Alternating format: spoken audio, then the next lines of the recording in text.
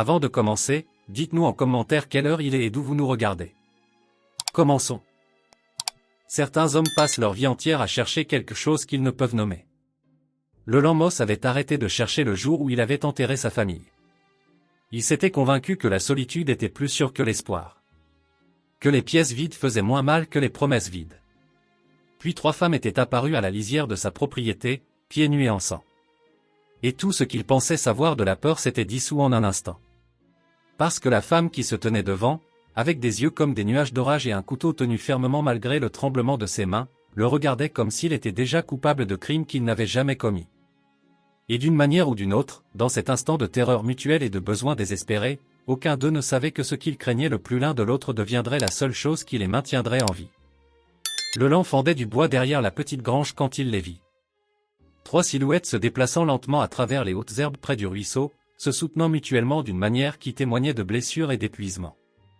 Il posa la hache avec précaution, sa main se déplaçant instinctivement vers le fusil appuyé contre le mur de la grange avant de se retenir. Quelque chose dans leur façon de bouger, hésitante et douloureuse, lui dit qu'elle n'était pas une menace, du moins pas de la façon dont il l'avait d'abord pensé. Elles le remarquèrent au moment même où il entrait dans la clairière. La plus grande, la femme de devant, poussa les 2 autres derrière elle d'un bras protecteur, malgré le sang qui tachait son épaule. Son visage était frappant de sévérité. Que des angles vifs et des arêtes dures, encadrées par de longs cheveux sombres, partiellement attachés par un cordon de cuir. Elle tenait une lame, petite mais mortelle, pointée directement sur sa poitrine. Il leva la main lentement, paumes ouvertes. Pas d'armes, pas de mouvement brusque. Ils se dévisagèrent à travers 30 pieds d'herbe sèche et de doute. Le lent pouvait voir maintenant qu'elles étaient toutes les 3 blessées. Celle du milieu avait du tissu déchiré enroulé autour de sa cuisse, imbibé de rouge. La plus jeune s'appuyait lourdement contre sa sœur, favorisant son côté gauche, mais c'étaient les yeux de la meneuse qui le tenaient figé. Pas exactement de peur, mais de quelque chose de plus compliqué. Une reconnaissance passa entre eux sans mots. Elle voyait un homme seul sur une terre isolée. Il voyait des femmes fuyant quelque chose de pire que lui. Il baissa légèrement les mains, désignant la maison. Elle secoua la tête une fois, d'un geste sec et absolu. Le couteau ne vacilla pas. Il comprit. La confiance n'était pas quelque chose qu'elle donnait facilement, si tant est qu'elle la donne. Et il était exactement le genre d'homme auquel elle avait appris à ne pas faire confiance. Le lent fit un lent pas en arrière vers le puits. Ses yeux suivirent le mouvement avec une concentration prédatrice. Il attrapa le seau, se déplaçant délibérément, lui montrant chaque mouvement avant de le faire. Puisa de l'eau. Posa le seau par terre entre eux. Recula à nouveau. La plus jeune sœur dit quelque chose dans une langue qu'il ne comprenait pas. Une supplique urgente. La mâchoire de la meneuse se serra, mais elle ne bougea pas. Les secondes s'étirèrent en petites éternités. Puis la sœur du milieu trébucha, sa jambe lâchant, et la décision fut prise par nécessité plutôt que par confiance. La meneuse parla pour la première fois, sa voix rauque et basse. « Tu t'approches, tu saignes. » Le lent hocha la tête une fois. Il avait entendu pire menaces livrées avec moins de conviction. Il désigna à nouveau la maison, puis marcha lentement dans cette direction, leur laissant l'espace de suivre ou de fuir. Il ne regarda pas en arrière. Pas besoin. Il pouvait sentir le poids de 3 paires d'yeux sur sa colonne vertébrale, mesurant chaque pas à la recherche de signes de tromperie. Quand il atteignit la porte, il l'ouvrit en grand et entra, se déplaçant immédiatement vers le fond de la pièce, faisant de la place, leur montrant qu'il comprenait les termes. Elle pouvait entrer ou non. Le choix leur appartenait. De longs moments passèrent. Puis des ombres tombèrent sur le seuil.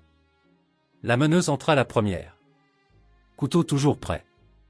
Ses yeux balayant la pièce unique avec une précision entraînée, cartographiant les sorties, identifiant les armes, calculant les chances. Son regard se posa finalement sur lui. Et pour la première fois, le lent vit au-delà de la violence de sa posture l'épuisement en dessous. Elle ne tenait que par la volonté et la fureur, protégeant ses sœurs avec les dernières réserves de force qu'elle possédait. Il avait déjà vu ce regard dans le miroir après que la fièvre eut emporté tout ce qu'il aimait. Elle dut voir quelque chose changer dans son expression car sa prise sur le couteau changea, ne l'abaissant pas, mais n'étant plus tout à fait prête à l'utiliser.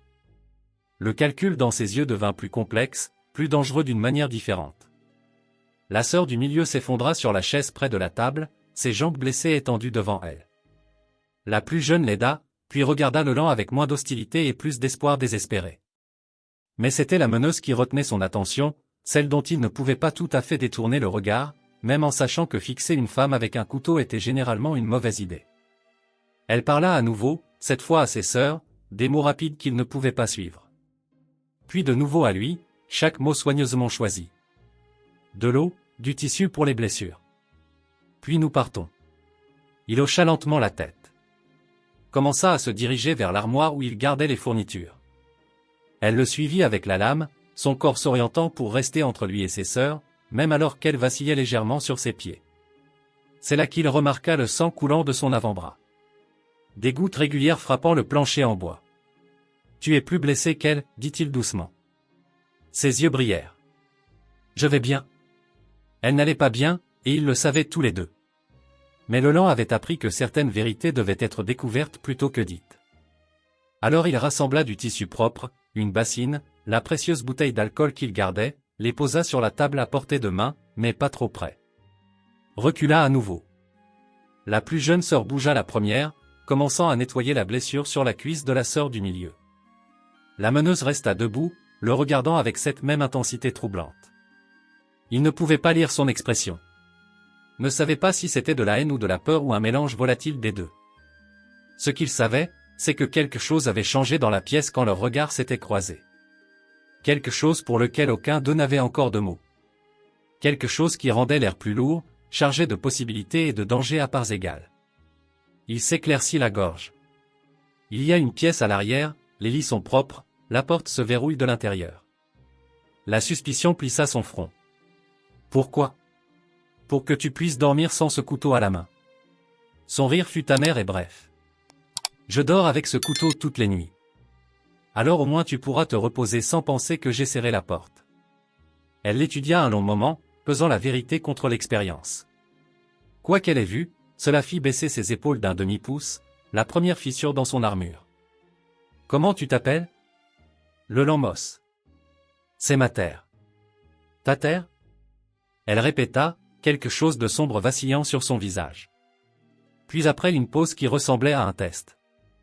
Nala. Juste ce nom, pas de contexte, pas d'explication, mais il atterrit entre eux comme une promesse ou une menace. Il n'était pas sûr de laquelle. La sœur du milieu parla depuis la chaise, sa voix tendue par la douleur. Nalin répondit sèchement, puis plus doucement. Une sorte de dispute sur le fait de rester ou de partir. Il devina qu'il s'agissait de savoir si le risque qu'il représentait était plus grand que le risque de ceux qu'elle fuyait. Finalement, Nalin se tourna vers lui. Nous restons ce soir. Demain, nous sommes partis. Il hocha la tête. Ne discuta pas. Demain était une éternité quand des gens saignaient dans votre cuisine. Mais alors qu'il se déplaçait pour chauffer de l'eau pour nettoyer les blessures, alors que Nalin abaissait enfin le couteau suffisamment pour laisser sa plus jeune sœur s'occuper de son bras, Leland sentit quelque chose qu'il n'avait pas ressenti depuis des mois. Pas tout à fait de l'espoir, pas encore, mais peut-être le souvenir de ce à quoi l'espoir ressemblait. Ce qu'il ne savait pas, ce qu'aucun d'eux n'aurait pu prédire, c'est que les hommes qui chassaient ces femmes étaient déjà plus proches que l'horizon, et que le choix de rester, même pour une nuit, avait lancé un compte à rebours que personne ne pouvait arrêter. Dehors, dans la lumière déclinante, la poussière s'élevait au loin. Des cavaliers se déplaçant avec détermination vers la seule maison à des kilomètres à la ronde. Nalin ne dormit pas cette première nuit. Pas vraiment. Elle resta assise le dos contre la porte verrouillée de la petite pièce, le couteau sur ses genoux, écoutant chaque grincement de bois et chaque souffle de vent. La plus jeune, Sani, s'était endormie presque immédiatement, son corps s'abandonnant à l'épuisement malgré les protestations de son esprit. K, la sœur du milieu, dérivée entre conscience et inconscience, sa jambe blessée lançant à chaque battement de cœur. Mais Nalin restait vigilante car la dernière fois qu'elle avait fait confiance à la pitié d'un étranger, sa cousine avait payé cette erreur de sa vie. À travers les murs fins, elle pouvait l'entendre bouger dans la pièce principale. Leland. Le nom sonnait étrangement dans son esprit, trop ordinaire pour quelqu'un qui leur avait montré de la gentillesse sans rien demander en retour. D'après son expérience, les hommes voulaient toujours quelque chose, prenaient toujours plus qu'ils ne donnaient.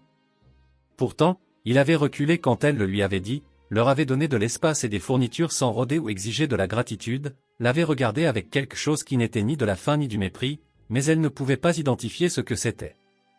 Cette qualité inconnue la troublait plus que ne l'aurait fait une hostilité ouverte. Elle pressa sa paume contre la porte, sentant la solidité du bois. De l'autre côté, ses pas s'étaient arrêtés. Était-il debout là, lui aussi? Séparé par des centimètres de bois et des kilomètres de méfiance. Cette pensée fit s'accélérer son pouls d'une manière qui n'avait rien à voir avec la peur. Le matin arriva, pâle et réticent, à travers l'unique fenêtre. Nalin s'autorisa finalement à fermer les yeux quelques minutes, faisant confiance à l'aube pour les garder en sécurité là où l'obscurité ne le pouvait pas. Quand elle les rouvrit, la lumière du soleil s'était renforcée, et l'odeur de viande cuite flottait sous la porte. Sonny s'agita la première, son jeune visage se plissant d'une confusion momentanée avant que la mémoire ne revienne. Elle regarda Nalin avec des questions dans les yeux, mais resta silencieuse. Elles avaient appris il y a longtemps à communiquer sans mots quand c'était nécessaire. Ka se réveilla plus lentement, grimaçant alors qu'elle essayait de bouger sa jambe. La blessure avait arrêté de saigner pendant la nuit, mais l'infection restait une menace. Elle devait la nettoyer correctement. Avait besoin de fournitures qu'elle n'avait pas. Nalin déverrouilla la porte avec précaution, écoutant avant de l'ouvrir. La pièce principale était vide, mais du pain frais était posé sur la table à côté de l'ânière de venaison cuite. Une bassine d'eau propre fumait doucement à côté. Elle chercha des signes de poison ou de piège. De vieux instincts refusant de se taire. Par la fenêtre, elle le vit travailler près du petit corral où paissaient 2 chevaux. Il avait enlevé sa chemise dans la chaleur croissante, et elle se surprit à regarder la façon dont les muscles bougeaient sous la peau hâlée par le soleil alors qu'il réparait une section de clôture. Des cicatrices marquaient son dos. Des lignes pâles qui parlaient de travail acharné et de leçons plus dures. Il ne les avait pas entendues sortir. Pendant un moment, elle s'autorisa à simplement l'observer sans le poids de sa conscience. À le voir comme autre chose qu'une menace potentielle. La réalisation qu'elle le trouvait bovin avec une pointe aiguë de culpabilité et de colère contre elle-même. La main de Kaya sur son épaule la ramena à la réalité. Sa sœur haussa un sourcil, un regard entendu que Nalin ignora délibérément. Mais la chaleur était montée à ses joues, et le petit sourire de Kaya disait qu'elle l'avait remarqué. Elles mangèrent en silence, la nourriture trop bonne pour être gaspillée en suspicion. Nalin venait de finir le dernier morceau de pain quand Leland apparut dans l'embrasure de la porte, chemise remise, mais déboutonnée, cheveux humides comme s'il s'était lavé au ruisseau. Leurs yeux se rencontrèrent et se maintinrent pendant un souffle de plus que nécessaire. Quelque chose passa entre eux, inexprimé, mais tangible comme un contact. Son regard tomba sur son bras bandé, et l'inquiétude plissa son front. « Il faut le changer, dit-il doucement, se dirigeant vers l'armoire. Je peux le faire moi-même. Je sais que tu peux. » Il rassembla néanmoins du tissu frais, le posa sur la table à sa portée. Ça ne veut pas dire que tu devrais le faire. La simple déclaration l'a pris au dépourvu. La plupart des hommes auraient insisté. Auraient utilisé sa blessure comme excuse pour mettre leurs mains sur elle. Au lieu de cela, il lui donna le choix et recula. Attendant. Nalin se surprit à défaire le tissu ensanglanté, exposant la profonde entaille qui courait du coude au poignet. Ka se déplaça pour l'aider, mais Nalin secoua la tête. Quelque chose d'entêté et de testeur monta dans sa poitrine. Elle regarda directement Leland. « Fais-le. » La surprise vacilla sur son visage. Puis, la compréhension que c'était un test. Peut-être un piège. Certainement un défi. Il s'approcha lentement, s'installant sur la chaise en face d'elle. Quand ses doigts touchèrent sa peau pour la première fois, prudent et doux alors qu'il nettoyait la blessure, Nalin sentit l'électricité parcourir la longueur de son bras. Pas de la douleur, quelque chose de bien plus dangereux. Ses mains étaient rudes à cause du travail, mais stables, confiantes sans être présomptueuses. Il travaillait en silence, entièrement concentré sur la tâche, et elle se surprit à étudier son visage de si près, la ligne forte de sa mâchoire, la petite cicatrice au-dessus de son sourcil gauche, la façon dont son souffle se coupait légèrement quand leurs yeux se rencontraient accidentellement. « Tu es doué pour ça, dit-elle, se surprenant elle-même. J'ai eu de la pratique. J'ai perdu des gens parce que je n'apprenais pas assez vite. » Le chagrin dans sa voix était ancien mais non guéri. Elle le reconnut. Portait sa propre version du même poids. « La fièvre ?» demanda-t-elle, se souvenant de ses mots précédents. Ses mains s'immobilisèrent juste un instant. Elle a pris ma mère d'abord, puis mon père 3 jours plus tard. Ma petite sœur a tenu 1 semaine, mais... Il s'arrêta. La mâchoire serrée. reprit le bandage de son bras avec une précision soigneuse. Je n'étais pas censé survivre seul. Mais tu l'as fait. Toi aussi. Les mots restèrent suspendus entre eux. La reconnaissance de blessures parallèles. Nalin sentit quelque chose bouger dans sa poitrine. Une porte verrouillée qui commençait à s'entr'ouvrir contre sa volonté. Avant qu'elle ne puisse répondre, Sonny étouffa un cri, regardant par la fenêtre. Ils se tournèrent tous pour voir ce qui lui avait coupé la voix. 3 cavaliers apparurent sur la colline à l'est. Même à cette distance, Nalin reconnut le cheval de tête, reconnut la carrure cruelle de l'homme. Ils avaient été retrouvés, et cette fois, il n'y avait nulle part où fuir. Leland bougea avant que son esprit n'ait entièrement traité la menace. Il traversa jusqu'à l'armoire en 3 enjambées, sortit le fusil qu'il gardait chargé pour exactement ce genre de problème. Quand il se retourna, Nalin était déjà sur ses pieds, couteau à la main, se positionnant entre la fenêtre et ses sœurs. « Qui sont-ils » demanda-t-il, vérifiant le mécanisme du fusil. « Des trappeurs. Le genre qui prend ce qu'il veut et appelle ça des affaires. » Sa voix était devenue plate, sans émotion, de la façon dont les gens parlent en décrivant des cauchemars. Nous travaillions à leur camp, cuisinant, raccommodant. Ils payaient bien au début. Elle ne finit pas, mais elle n'en avait pas besoin. Leland avait entendu suffisamment d'histoires sur des hommes qui pensaient que le paiement leur donnait droit à plus que du travail. Combien était-il? Il se déplaça vers la fenêtre, restant sur le côté où il ne pouvait pas être facilement vu. 5 à l'origine. Nous avons entendu 2 d'entre eux en fuyant. Kaya parla cette fois, sa voix tendue par la douleur et quelque chose de plus dur. De la fierté peut-être, ou de la rage. On en a laissé un avec un bras cassé et l'autre ne marchera pas droit pendant un moment. 3 cavaliers signifiaient qu'ils avaient laissé les blessés derrière. Signifiait qu'ils voulaient les sœurs suffisamment pour venir les chercher avec des effectifs réduits. Ce genre de détermination rendait les hommes dangereux et stupides à parts égales. Leland les regarda approcher, lisant leur posture et leur rythme. Il ne se dépêchait pas confiant alors. Ne s'attendait probablement pas à de la résistance de la part d'un fermier solitaire et de 3 femmes blessées. Il y a une cave à racines, dit-il, gardant les yeux sur les cavaliers, l'entrée est derrière le tas de bois. Vous pouvez vous y cacher pendant que je...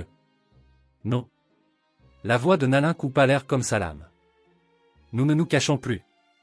Il la regarda alors, la regarda vraiment, et vit quelque chose qui lui serra la poitrine. Elle n'était pas seulement effrayée ou en colère. Elle en avait fini de fuir. Fini de laisser des hommes dicter ses choix par la violence et la menace. Alors nous nous battrons, dit-il simplement. Mais nous le ferons intelligemment. Les cavaliers étaient assez proches maintenant pour distinguer les détails. Le chef portait un chapeau à large bord et avait la carrure épaisse de quelqu'un qui utilisait la force comme principal argument. Les 2 autres étaient plus jeunes, l'air plus affamés. Tous les 3 portaient des fusils en travers de leurs selles. L'esprit de Leland fit des calculs. 3 contre 4, sauf que K ne pouvait pas se battre avec cette jambe. Sonny était trop jeune, trop petite. Cela laissait lui et Nalin contre 3 hommes armés qui avaient déjà prouvé qu'ils n'avaient pas de limite morale. Les chances étaient faibles.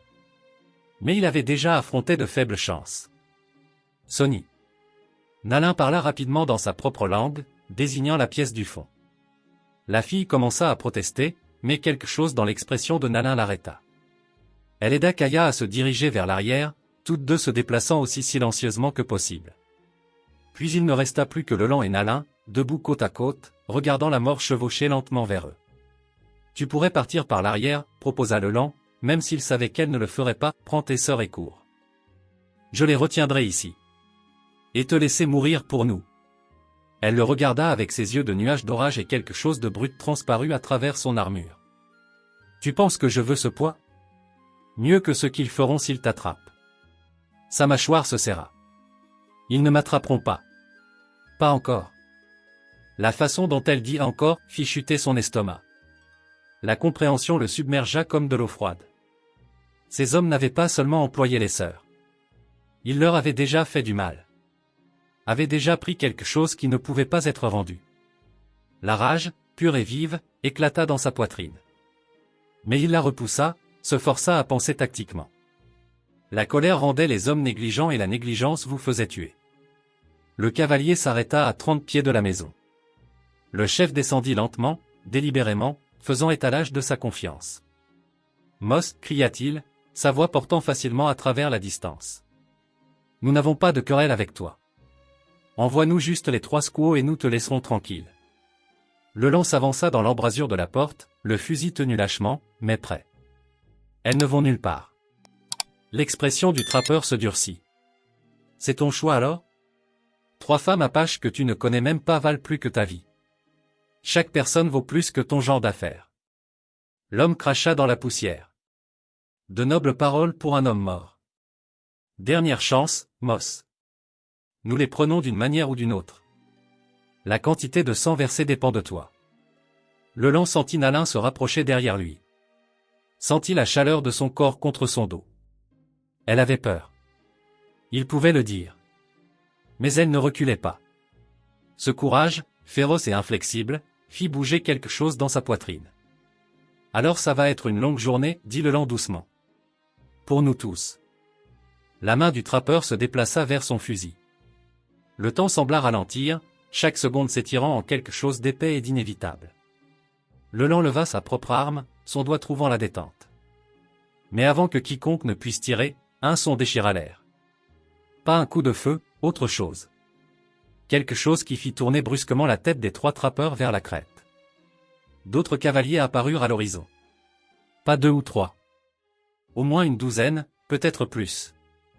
Même à cette distance, le lion pouvait voir qu'ils montaient différemment des trappeurs. Plus droits, plus contrôlés, et ils arrivaient vite. Le visage du trappeur en chef pâlit. Il remonta sur son cheval en aboyant des ordres à ses compagnons. En quelques secondes, tous 3 chevauchaient durement dans la direction opposée, abandonnant leur chasse au profit de leur survie.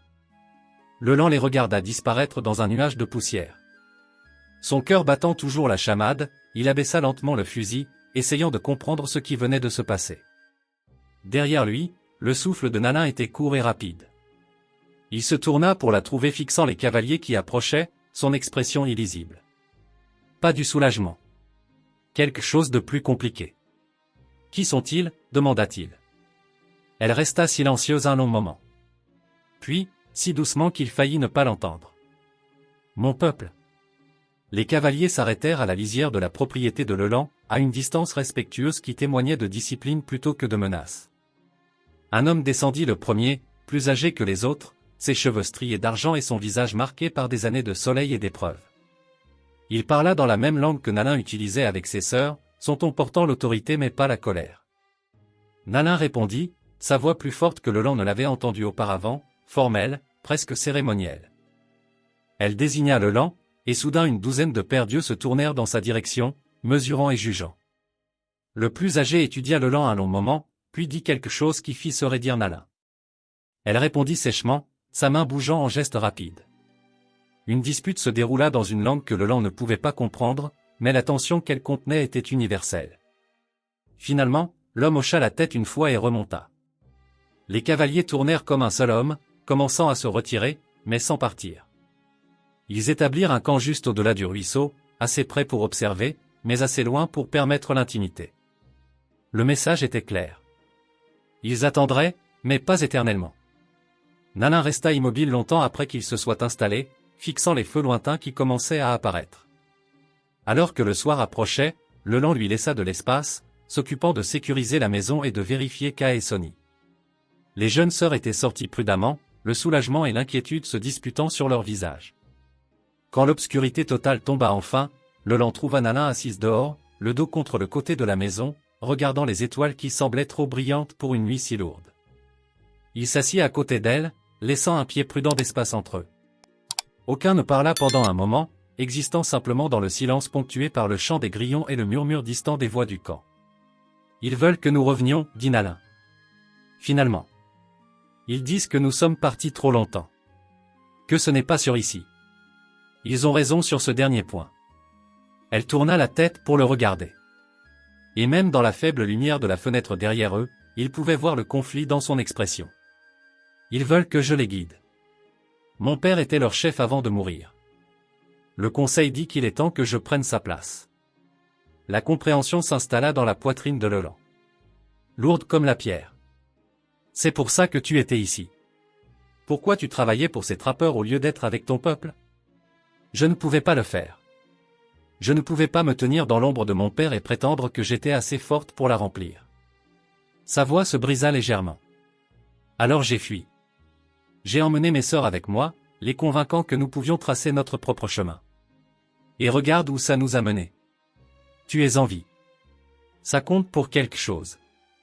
À peine. Et seulement parce que tu...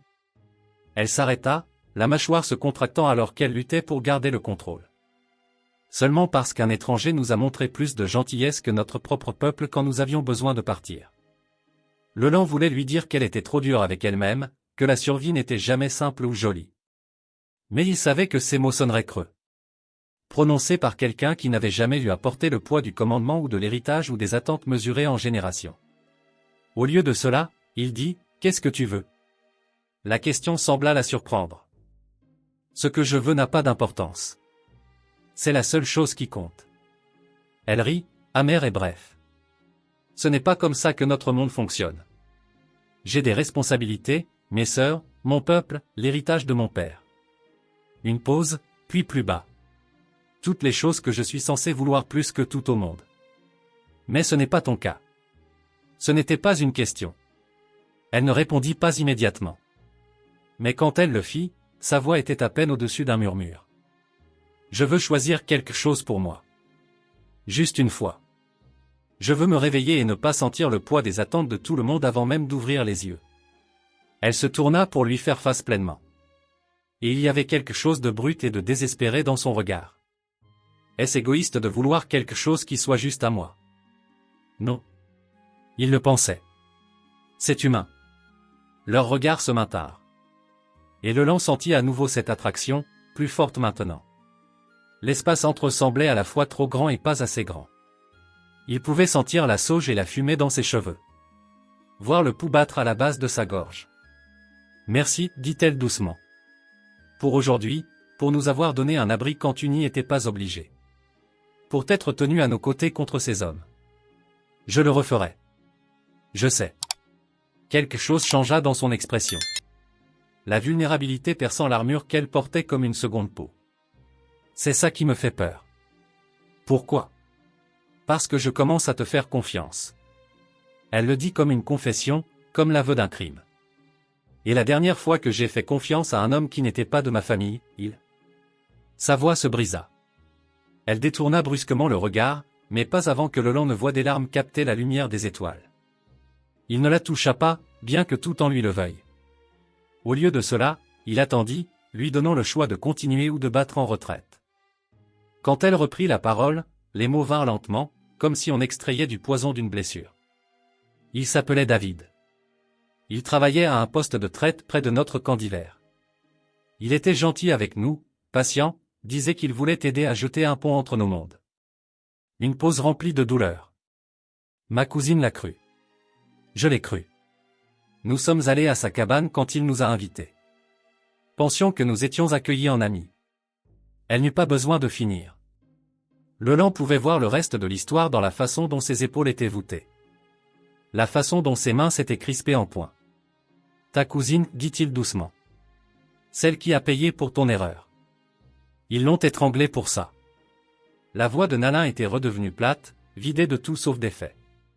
Je l'ai regardée mourir parce que j'étais trop faible pour la sauver, trop confiante pour voir le piège avant qu'il ne se referme. Maintenant, Leland tendit la main, sa main couvrant les siennes là où elle se tordait sur ses genoux. Elle se raidit mais ne se retira pas, ce n'était pas ta faute, dit-il. Tu ne l'as pas tué. Ce sont eux. Je l'ai laissé là. Tu as cru quelqu'un qui mentait. Ce n'est pas la même chose que d'appuyer sur la détente. Elle baissa les yeux sur sa main posée sur les siennes, semblant presque surprise de la trouver là. Quand ses yeux se levèrent vers son visage, ils étaient remplis de larmes qu'elle refusait de laisser couler. « Comment le sais-tu » murmura-t-elle. « Comment sais-tu la différence entre croire et être idiote ?»« On ne sait pas. Pas avant-après. Mais renoncer complètement à la confiance, c'est juste une autre façon de mourir. » Quelque chose se brisa dans son expression. Elle retourna sa main sous la sienne, paume contre paume, les doigts s'entrelaçant lentement. Le contact fut électrique, intime d'une manière qui n'avait rien à voir avec le désir et tout à voir avec deux personnes tendant la main à travers leurs blessures respectives pour se trouver. Ils restèrent assis comme ça, les mains jointes, jusqu'à ce que la nuit devienne assez froide pour les chasser à l'intérieur. Mais même alors qu'ils se séparaient, même alors qu'elle se retirait dans la pièce avec ses sœurs, Leland sentit le fantôme de son contact brûler sur sa peau. Et il sut avec une certitude absolue que quoi qu'il arrive ensuite, cela changerait tout. Le matin amena des visiteurs. L'aîné aux cheveux d'argent du camp Apache arriva avec 2 hommes plus jeunes. Leur visage peint de la gravité de leur mission. Ils s'assirent à l'extérieur de la maison de Leland, attendant avec la patience infinie de gens qui comprenaient que certaines conversations ne pouvaient pas être précipitées. Nalin sortit seul, laissant ses sœurs à l'intérieur. Leland regarda depuis l'embrasure de la porte alors qu'elle s'installait en face de l'aîné. Sa colonne vertébrale droite et son visage soigneusement neutre. Ils parlèrent à voix basse, la conversation s'écoulant dans une langue qu'ils ne pouvaient pas comprendre, mais dont ils sentaient néanmoins le poids émotionnel. L'aîné désigna le camp, puis Nalin, ses mains bougeant selon des motifs qui semblaient porter autant de sens que ses mots. Elle secoua la tête une fois fermement, son expression se tendit de ce qui aurait pu être de la déception ou de la frustration ou les deux. Puis le regard du vieil homme se tourna vers Leland, debout dans l'embrasure de la porte. Il dit quelque chose qui fit se raidir Nalin, ses mains se crispant en poing. Elle répondit sèchement, la couleur montant à ses joues. L'aîné l'étudia un long moment, puis se leva avec la lente dignité de quelqu'un qui avait fait valoir son point de vue et le laisserait s'installer. Avant de partir, il parla une dernière fois, sa voix portant à travers l'espace jusqu'à l'endroit où se tenait Leland, même sans comprendre les mots. Leland sentit le poids de l'avertissement en eux. Une ligne avait été tracée. Choisissez prudemment de quel côté vous vous tenez. Après leur départ, Nalin resta assise dans la poussière, regardant dans le vide. Leland lui laissa de l'espace pendant un moment, puis apporta 2 tasses de café et s'assit à côté d'elle sans demander la permission. Elle accepta la tasse en silence, y réchauffant ses mains malgré la chaleur croissante de la journée. « Ils veulent que tu reviennes aujourd'hui, » dit Leland doucement. « Ce n'est pas une question. Ils disent que j'ai eu assez de temps pour mon deuil. Que le devoir ne s'arrête pas pour la faiblesse personnelle. » Elle prit une gorgée, grimaça à l'amertume. « Ils ont raison. Bien sûr. Mon peuple a besoin d'un chef. Mes sœurs ont besoin de sécurité. J'ai besoin d'arrêter d'être égoïste. Vouloir quelque chose pour toi n'est pas égoïste, n'est-ce pas? » Elle se tourna pour le regarder, et la crudité de son expression lui fit mal à la poitrine. « Il y a 3 jours, j'ignorais même ton existence. Maintenant, j'envisage d'abandonner mes responsabilités parce que l'idée de partir me donne l'impression d'étouffer. » L'aveu resta suspendu entre eux, dangereux et honnête. Leland sentit son pouce accélérer. Sentit la distance prudente qu'il avait maintenue commencer à s'effondrer. Nalin, ne. Elle leva la main. Ne le touchant pas tout à fait, mais assez près pour qu'il puisse sentir la chaleur de sa paume. Ne rends pas les choses plus difficiles qu'elles ne le sont déjà. Ne me donne pas de raison de rester alors que j'en ai déjà trop qui me poussent à partir. Mais elle ne s'éloigna pas. Ne se leva pas pour se retirer. Au lieu de cela, elle resta là, si proche qu'il pouvait compter les mèches sombres individuelles s'échappant de sa tresse. Pouvait voir le motif exact des paillettes dorées dans ses yeux bruns. « Qu'a-t-il dit » demanda Leland. L'aîné. À propos de quoi m'a-t-il mis en garde? Sa mâchoire se serra. Que les hommes blancs prennent toujours plus que ce qu'on leur offre. Que je confonds la gratitude avec quelque chose de plus profond. Qu'il a déjà vu cette histoire et qu'elle ne finit jamais bien pour notre peuple. Et toi, qu'en penses-tu? Je pense que... Elle s'arrêta, luttant avec les mots. Je pense que j'ai passé ma vie entière à avoir peur des mauvaises choses. J'étais terrifié à l'idée de diriger, terrifié à l'idée d'échouer à la mémoire de mon père. Alors j'ai fui et j'ai failli faire tuer mes sœurs. Maintenant, j'ai peur de ça. Elle désigna l'espace entre eux. L'espace qui semblait à la fois trop vaste et trop petit. De ce qui se passe quand tu me regardes comme ça. Comme quoi? Comme si j'avais de l'importance. Pas en tant que fille de chef ou meneuse ou symbole. Juste en tant que moi-même. Sa voix tomba à peine au-dessus d'un murmure. Comme si tu me voyais. Leland posa sa tasse avec précaution, craignant que tout mouvement brusque ne brise l'instant. Je te vois. C'est ça le problème. Pourquoi est-ce un problème? Parce que tu as raison. Tu as des responsabilités.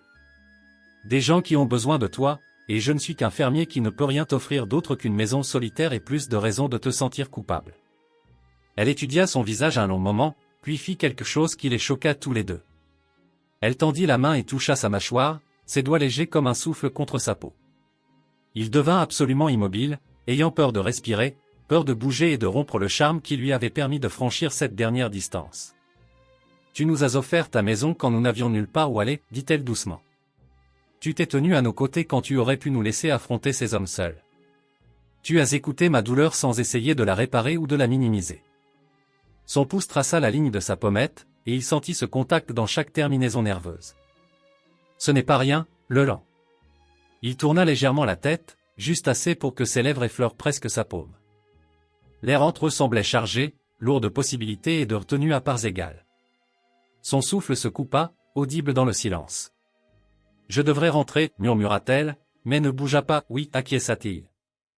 Et ne bougea pas non plus. Ils restèrent ainsi, figés dans un moment qui semblait à la fois infini et fragile. Sa main sur son visage, ses yeux rivés dans les siens. L'espace entre eux mesuré en battements de cœur et en souffle retenu et tout ce qu'aucun d'eux n'osait dire à voix haute. À l'intérieur de la maison, Sani appela quelque chose dans leur langue. Le son brisa le charme. Nalin retira sa main rapidement comme si elle était brûlée et se leva avec les mouvements saccadés de quelqu'un qui combat ses propres instincts.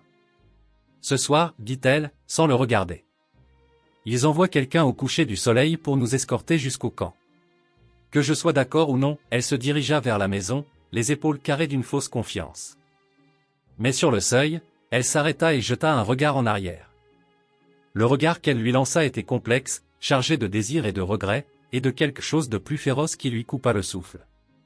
Puis elle disparut, et Leland resta assis dans la poussière, sa peau brûlant toujours là où elle l'avait touché, se demandant comment on était censé lâcher prise de quelque chose qu'on venait à peine de commencer à tenir. Le soleil monta plus haut, indifférent aux complications humaines. D'ici le soir, un choix devrait être fait, et d'une manière ou d'une autre, Leland savait que quoi qu'il arrive ensuite, cela les sauverait tous les deux ou détruirait la chose fragile qui grandissait entre eux. Il avait jusqu'au coucher du soleil pour savoir laquelle.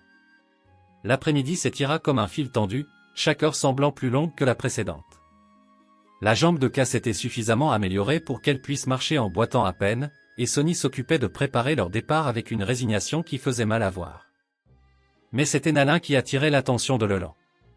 Sa façon de se déplacer dans la maison comme un animal en cage, tout en énergie agitée et en conflit réprimé. Il la trouva au ruisseau alors que le soleil commençait sa descente. Assise sur la rive, les pieds dans l'eau. Elle avait défait ses cheveux, les laissant tomber librement autour de ses épaules d'une manière qu'il n'avait jamais vue auparavant. La vue l'arrêta net. Quelque chose dans cette petite intimité semblant plus révélateur que quoi que ce soit de physique. Elle l'entendit approcher mais ne se tourna pas, « Tu ne devrais pas être là. » Probablement pas, acquiesça-t-il, s'asseyant néanmoins à côté d'elle. Mais je n'ai jamais été doué pour rester loin des choses que je ne devrais pas désirer. Cela la fit le regarder, un triste sourire étirant ses lèvres. C'est ce que je suis? Quelque chose que tu ne devrais pas désirer? C'est ce qu'il dirait. Ton peuple, le mien, s'il m'en restait. Et toi, qu'est-ce que tu dis? Leland regarda l'eau couler. Assez clair pour voir les pierres sous la surface.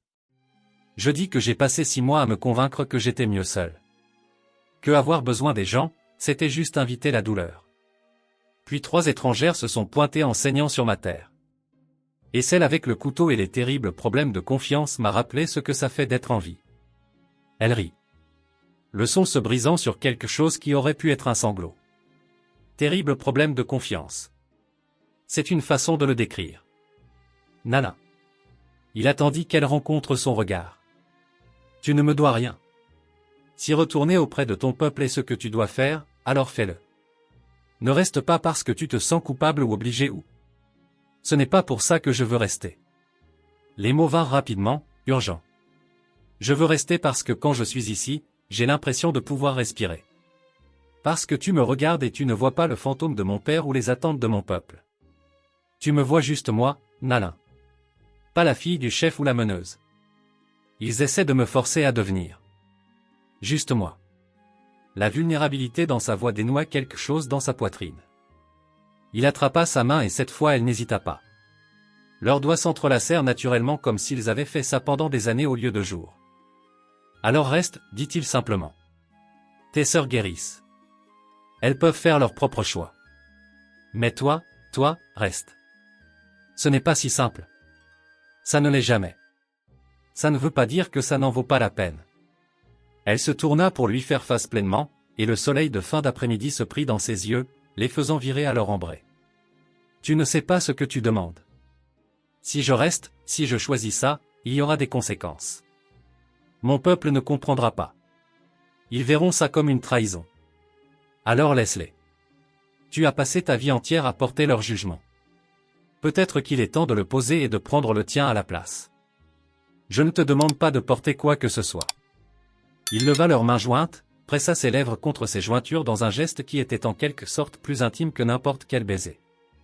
Je te demande si tu veux découvrir ce qui se passe quand tu choisis quelque chose juste parce que ça te rend heureuse. Pas de devoir, pas d'attente, juste le choix. Ses yeux se remplirent de larmes qu'elle repoussa furieusement en clignant des yeux. J'ai peur. De moi, de ça, de combien je le veux. De ce que ça signifie si je me laisse l'avoir. Elle libéra sa main, mais seulement pour amener ses deux paumes à encadrer son visage. Le contact fut électrique, sa peau chaude contre sa mâchoire. Je n'ai jamais touché un homme blanc comme ça avant. Je ne me suis jamais laissé vouloir le faire. Le souffle de Leland se coupa. Il pouvait sentir le léger tremblement dans ses mains. La façon dont son pouls sautait visiblement dans sa gorge. Et maintenant je ne peux pas m'arrêter d'y penser. Sa voix tomba à peine au-dessus d'un murmure, rauque d'émotion et de quelque chose de plus profond. À ce que ça ferait. Tes mains sur ma peau, ta bouche. Elle s'arrêta, la couleur inondant ses joues. Il resta absolument immobile, la laissant contrôler le moment. Le rythme, le choix. Même alors que chaque instinct lui criait de combler la distance entre eux, il attendit. Parce que cela devait venir d'elle, devait être donné, pas pris. Ses pouces tracèrent la ligne de ses pommettes, apprenant la géographie de son visage avec une attention soigneuse. Elle se pencha plus près. Assez près pour qu'il puisse sentir son souffle contre ses lèvres. Puisse sentir la sauge et la fumée et quelque chose d'unique à elle. Nala. Il réussit à articuler, sa voix brisée. Si tu comptes partir au coucher du soleil, tu devrais probablement arrêter de me toucher comme ça. Je sais. Mais elle ne s'écarta pas. Au lieu de cela, elle combla la distance finale, pressant son front contre le sien dans un geste qui semblait sacré. Nous n'avions jamais touché d'homme blanc avant. Mes sœurs et moi. Nous ne nous sommes jamais laissés approcher assez pour que ça compte. C'était là. Les mots du titre prononcés dans un moment chargé de tout ce qu'il ressentait et ne pouvait pas dire. Leland ferma les yeux, se concentrant sur le poids de son front contre le sien, la chaleur de ses mains sur son visage. La façon dont son souffle se mêlait au sien dans le petit espace entre eux. Et maintenant, demanda-t-il à nouveau, respirant à peine. Maintenant je comprends de quoi je me protégeais. Elle recula juste assez pour le regarder dans les yeux. Et ce qu'il y vit fit bafouiller son cœur. Parce qu'une fois que je te touche comme ça, une fois que je me laisse ressentir ce que je ressens, partir devient impossible. Alors ne pars pas, Leland. Quoi qu'elle allait dire fut coupé par le bruit de chevaux. Plusieurs cavaliers approchant rapidement depuis la direction du camp. Ils se séparèrent instinctivement. Nalin se relevant d'un bond alors que l'aîné aux cheveux d'argent apparaissait à travers les arbres, accompagné d'au moins 6 guerriers. Son expression était grave alors qu'il évaluait la scène. Nalin avec ses cheveux défaits, debout près de Leland, tous deux ayant l'air aussi coupables que des voleurs pris sur le fait. L'aîné parla, sa voix portant la déception et la colère à parts égales. Nalin répondit, sa propre voix s'élevant pour correspondre à son intensité. Une dispute éclata, rapide et féroce, tandis que Leland se tenait là, impuissant, ne comprenant rien sauf que tout était en train de s'effondrer. Finalement, l'aîné se tourna vers Leland et parla dans un anglais hésitant, chaque mot soigneusement choisi. Tu la retiens ici avec de jolies paroles et des contacts doux. Mais tu ne sais rien de nos coutumes, rien de ce à quoi elle renonce pour toi. Il désigna Nalin. Elle vient maintenant. Plus d'attente. C'est son choix, dit Leland fermement. Pas le tien, pas le mien. Le sien. Les yeux de l'aîné brillèrent. Elle est la fille du chef. Son choix affecte tout son peuple. Alors peut-être que son peuple devrait faire confiance à son jugement. Avant que quiconque ne puisse répondre, Nalin s'avança, se plaçant entre Leland et l'aîné. Quand elle parla, sa voix résonna d'une autorité que Leland n'avait pas entendue auparavant. Commandement, pouvoir. La voix de quelqu'un né pour diriger, qu'elle le veuille ou non. L'expression de l'aîné changea. La surprise se mêlant à quelque chose qui aurait pu être de la fierté. Il répondit plus doucement cette fois, presque suppliant. Les guerriers derrière lui s'agitèrent inconfortablement, clairement peu habitués à voir leur aîné négocier plutôt que commander. Puis Nalin se tourna vers Leland, et la dévastation dans ses yeux lui dit tout ce qu'il avait besoin de savoir avant qu'elle ne parle. « Je dois partir. » Les mots atterrirent comme des pierres dans l'eau calme, envoyant des ondes de douleur à travers la poitrine de Leland. Il regarda Nalin se détourner, redressant ses épaules de cette façon qu'elle avait de se forcer à être forte. L'aîné hocha la tête avec satisfaction, lui faisant signe de monter sur l'un des chevaux de rechange. Mais avant que Nalin ne puisse bouger, Ka sortit de la maison, Sonny juste derrière elle. La sœur du milieu marcha droit vers l'aîné, sa jambe blessée ne montrant presque plus de faiblesse maintenant, et parla dans leur langue avec une intensité tranquille. Quoi qu'elle ait dit, cela fit hausser les sourcils du vieil homme de surprise. Sani la rejoignit, ajoutant sa propre voix à l'argument que Kaya était en train de développer. Les deux sœurs se tenaient côte à côte, unies dans leur objectif, tandis que Nalin regardait avec une confusion croissante et quelque chose qui ressemblait à de l'espoir perçant à travers sa résignation. L'aîné écouta, son visage buriné passant par diverses émotions, surprise, considération, doute, et finalement acceptation réticente. Il se tourna vers Nalin et parla, son ton plus doux maintenant, presque interrogateur. Nalin répondit sèchement, secouant la tête. Kaya la coupa, plaçant une main sur le bras de sa sœur aînée. La conversation qui suivit fut rapide, émotionnelle, ponctuée de gestes et de ce que Leland ne pouvait interpréter que comme de l'amour tempéré d'exaspération. Finalement, Kaya passa à l'anglais, clairement pour le bénéfice de Leland autant que pour le sien. Ma sœur pense qu'elle doit sauver tout le monde, doit tout sacrifier au devoir. Elle regarda directement Leland. Mais peut-être que ce dont notre peuple a besoin n'est pas un autre chef portant le poids de la tradition. Peut-être qu'ils ont besoin d'apprendre à tenir debout sans toujours s'appuyer sur une seule famille.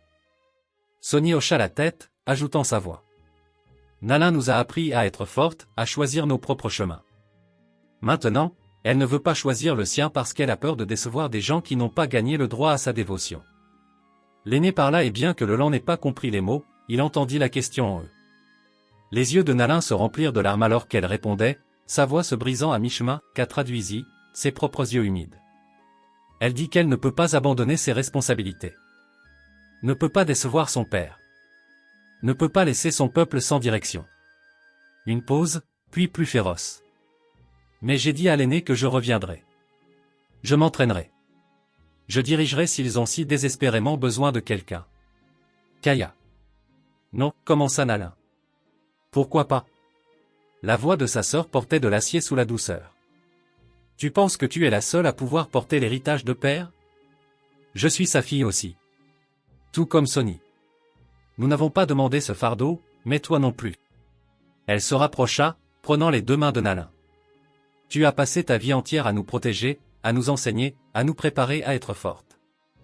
Maintenant, laisse-nous être assez fortes pour te donner ça. Me donner quoi? Le choix, la liberté, l'amour.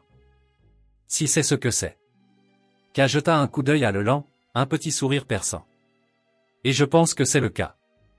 Sani s'avança, rejoignant le cercle des sœurs. Nous rentrons. L'aîné m'enseignera les voies de notre peuple. Correctement et formellement. Kaya apprendra à diriger. Et toi? Elle toucha doucement le visage de Nalin. Tu arrêteras de fuir la seule chose que tu veux vraiment parce que tu as peur d'être heureuse. Des larmes coulèrent sur les joues de Nalin. Je ne mérite pas ça. Aucun de nous ne mérite les bonnes choses que nous recevons, dit doucement Ka. Nous devons juste être assez courageux pour les accepter. L'aîné observa cet échange avec une expression qui s'était considérablement adoucie. Quand il reprit la parole, sa voix portait le poids de la concession plutôt que du commandement. Nalin le regarda avec incrédulité, des questions jaillissant de ses lèvres. Il répondit à chacune patiemment et lentement, incroyablement, l'espoir commença à remplacer la résignation dans sa posture. Elle se tourna vers Leland, et le regard dans ses yeux rendit la respiration difficile. Ils disent que je peux rester. Que si Ka veut vraiment diriger, ils commenceront sa formation. Que j'ai gagné le droit de choisir mon propre chemin. Et que choisis-tu? Sa voix sortit plus rauque que prévu. Avant qu'elle ne puisse répondre, le son de chevaux approchant coupa le moment, mais ce n'étaient pas des cavaliers apaches. Leland reconnut immédiatement la carrure et l'allure. Le trappeur était revenu, et cette fois, ils avaient amené des renforts. Au moins 8 hommes, tous armés, chevauchant durement vers le groupe rassemblé. Le trappeur en chef s'arrêta net quand il vit les guerriers apaches, sa confiance vacillant visiblement. Mais le désespoir ou la stupidité ou les deux le poussèrent en avant. « Nous avons un droit légal sur ces trois-là, cria-t-il, désignant les sœurs. Elles nous ont volés quand elles ont fui. Nous les ramenons pour qu'elles fassent face à la justice. Un droit légal ? Leland s'avança, la rage brûlant froidement dans sa poitrine. Vous voulez dire la justice des hommes qui pensent que le paiement pour le travail leur donne des droits sur les corps ? Le visage du trappeur s'empourpra. Tu me traites de menteur, Moss ? Je te traite de bien pire que ça. Les guerriers apaches s'étaient déployés, les mains sur les armes, créant une barrière entre les trappeurs et les sœurs. L'aîné parla en anglais. Ces mots lents et délibérés. Ces femmes sont sous notre protection maintenant. Vous partez ou vous apprenez pourquoi les hommes intelligents ne menacent pas les filles apaches. La main du trappeur se déplaça vers son fusil. En réponse, chaque guerrier apache dégaina son arme simultanément. Le mouvement fluide et pratiqué est absolument terrifiant dans son efficacité. Pendant un long moment, la violence resta suspendue dans l'air comme un souffle retenu. Puis le trappeur sembla réaliser qu'il avait poussé aussi loin qu'il le pouvait sans mourir. Il cracha dans la poussière, lançant un regard haineux à chacun d'eux. Ce n'est pas fini. Si, dit Nalin clairement, s'avançant pour se tenir à côté de Leland. C'est fini. Vous n'avez aucun droit ici. Aucun pouvoir, aucun droit. Et si vous revenez, vous ne repartirez pas vivant. Il y avait quelque chose dans sa voix qui fit même se redresser la colonne vertébrale de Leland. Commandement, autorité. La voix de quelqu'un qui était né pour diriger, qu'elle le veuille ou non. Maintenant manié avec un choix conscient plutôt qu'un devoir réticent. Le trappeur le reconnut aussi. Son visage pâlit, et sans un autre mot, il fit tourner son cheval. Ses hommes suivirent, battant en retraite au galop, ce qui témoignait de la peur plutôt que d'un retrait tactique. Alors que la poussière retombait, Nalin resta debout, grande, sa main trouvant celle de Leland. Elle regarda l'aîné, ses sœurs, puis enfin Leland. Quand elle parla, sa voix portait le poids d'une décision prise et de la paix trouvée. Je choisis de rester. Le lendemain matin arriva enveloppé dans le genre de calme qui suit les tempêtes. Quand le monde semble lavé et neuf, Ka et Sony se préparèrent à partir avec l'aîné et ses guerriers. Leurs quelques affaires rassemblées dans des baluchons qui semblaient trop petits pour contenir le voyage qu'elles avaient survécu ensemble. Nalin les aida à faire leurs bagages, ses mouvements prudents et délibérés, comme si elle pouvait en quelque sorte ralentir le temps en prêtant attention à chaque petit détail. Quand tout fut prêt, les trois sœurs se tinrent ensemble une dernière fois, les mains jointes dans un cercle qui les avait protégées à travers tout. Ka parla la première, sa voix stable malgré les larmes coulant sur son visage. Tu nous as élevés quand père ne le pouvait pas. Tu nous as protégés quand le monde est devenu cruel. Maintenant, laisse-nous te protéger en te donnant la permission d'être heureuse. Sony serra la main de Nalin. Viens nous voir quand tu seras prête. Amène-le si tu veux. Elle jeta un coup d'œil à Leland avec un sourire timide. Je pense que père l'aurait apprécié. Quiconque est assez têtu pour tenir tête aux trappeurs et aux anciens mérite le respect. Nalin les attira toutes les deux dans une étreinte féroce. Ses propres larmes coulant librement maintenant. Promettez-moi que vous serez prudentes, toutes les deux. Plus de risques. Plus de fuites sans réfléchir. Nous avons appris des meilleurs, dit Ka avec une douce ironie. Bien que peut-être nous ferons de meilleurs choix sur les règles à enfreindre. L'aînée s'approcha, offrant à Nalin une dernière chance de changer d'avis. Elle refusa avec grâce et certitude, le remerciant dans leur langue pour sa compréhension. Il hocha la tête une fois, acceptant son choix, même s'il ne le comprenait pas entièrement. Alors que les cavaliers se préparaient à partir, Sony serra Leland dans ses bras rapidement, lui chuchotant quelque chose à l'oreille qui le fit hocher la tête solennellement. Kaya agrippa son bras avec une force surprenante. Elle semble féroce, mais elle se brise plus facilement qu'elle ne le montre. Sois doux avec ses fissures. Je le serai, promit-il. Puis elles montèrent à cheval, les chevaux dansant d'impatience de bouger. Nalin se tenait à côté de Leland, regardant ses sœurs s'éloigner vers un avenir qu'elles ne partageraient pas. Sa main trouva la sienne, les doigts s'entrelaçant avec une aisance naturelle. Ils restèrent là longtemps après que les cavaliers aient disparu au-delà de la crête, aucun n'étant tout à fait prêt à rompre le charme de l'adieu. Finalement, Nalin se tourna pour lui faire face, et Leland vit dans son expression quelque chose qui ressemblait à de la liberté mêlée de terreur. Alors, dit-elle, tentant une légèreté qui n'atterrit pas tout à fait. Je suppose que nous devrions décider ce qui se passe ensuite. Je suppose que oui. Elle rit, le son se brisant sur l'émotion. Je n'ai jamais fait ça avant. Choisir quelque chose juste pour moi. Je ne connais pas les règles. Moi non plus. Leland leva leurs mains jointes, déposant un baiser sur ses jointures comme il l'avait fait avant, mais cette fois sans l'ombre de l'adieu planant sur eux. Peut-être que nous créerons les nôtres. Ça semble dangereux. Probablement. Elle s'avança, éliminant l'espace entre eux jusqu'à ce que son corps touche presque le sien. J'ai toujours peur, admit-elle, sa main libre venant se poser sur son cœur. Peur de me réveiller demain et de regretter ça. Peur d'être égoïste. Peur que choisir le bonheur signifie que je suis faible. Tu es la personne la plus forte que j'ai jamais rencontrée, dit Leland honnêtement. Assez forte pour protéger tes sœurs contre des hommes qui voulaient leur faire du mal. Assez forte pour t'éloigner d'un chemin que tout le monde attendait que tu suives. Assez forte pour admettre que tu as peur.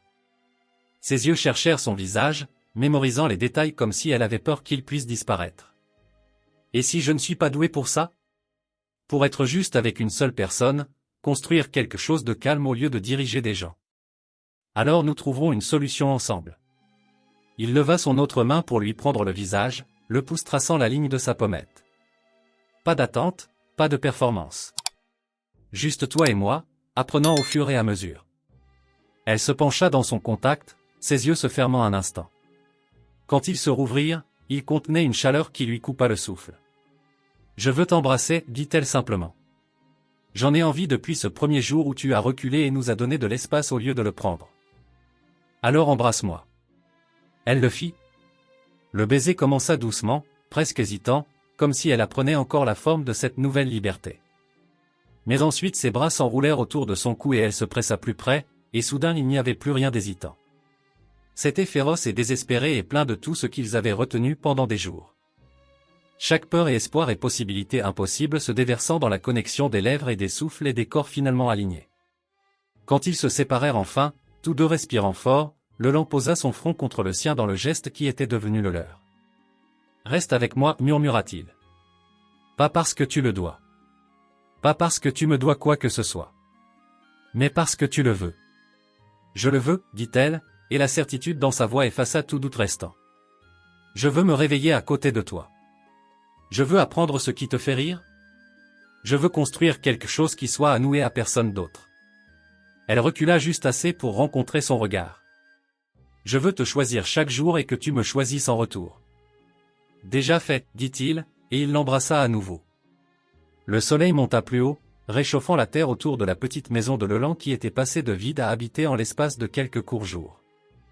À l'intérieur, ils commencèrent le travail minutieux de construction d'une vie ensemble. Une conversation et un repas partagé et un moment calme à la fois.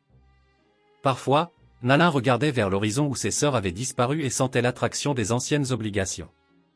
Mais alors Leland lui touchait la main ou souriait à quelque chose qu'elle disait ou existait simplement à côté d'elle dans un silence confortable. Et elle se souvenait que le devoir n'était pas la seule chose pour laquelle il valait la peine de vivre. 3 mois plus tard, Ka et Sani vinrent lui rendre visite avec des nouvelles des changements qui se produisaient au sein de leur peuple. Les anciennes coutumes changeaient, faisant place à de nouvelles voies et à des chemins différents. Elles restèrent une semaine, remplissant la maison de rire et d'histoire et de la joie compliquée de sœurs qui avaient appris à honorer à la fois la tradition et le choix.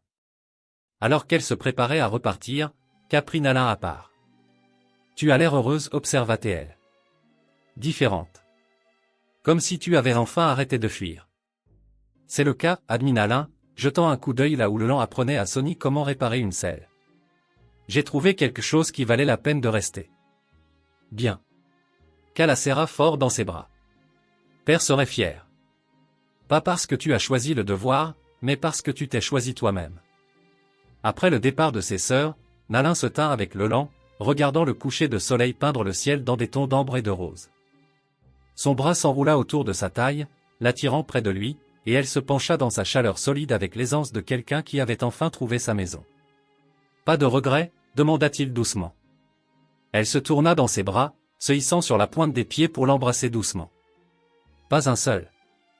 Et dans la lumière déclinante, entourés par la terre qui était devenue la leur par choix plutôt que par héritage, Nalin comprit que parfois la chose la plus courageuse que l'on puisse faire était de s'autoriser à être heureux. Que choisir l'amour plutôt que le devoir ne vous rendait pas faible. Cela vous rendait humain. Elle avait touché son premier homme blanc et découvert non pas le monstre que ses peurs avaient créé, mais un partenaire, un égal, quelqu'un qui la voyait complètement et l'aimait quand même. Et cela, pensa-t-elle alors que le lent l'embrassait à nouveau avec toute la promesse de demain et de chaque jour suivant, valait tous les risques qu'elle avait pris pour arriver ici. Si vous avez aimé cette histoire, cliquez sur la vidéo sur votre écran maintenant pour regarder un autre conte inoubliable où le courage et le destin entrent en collision de manière que vous n'auriez jamais attendue. N'oubliez pas de vous abonner et d'envisager un super chat pour nous aider à continuer à vous apporter plus d'histoires comme celle-ci.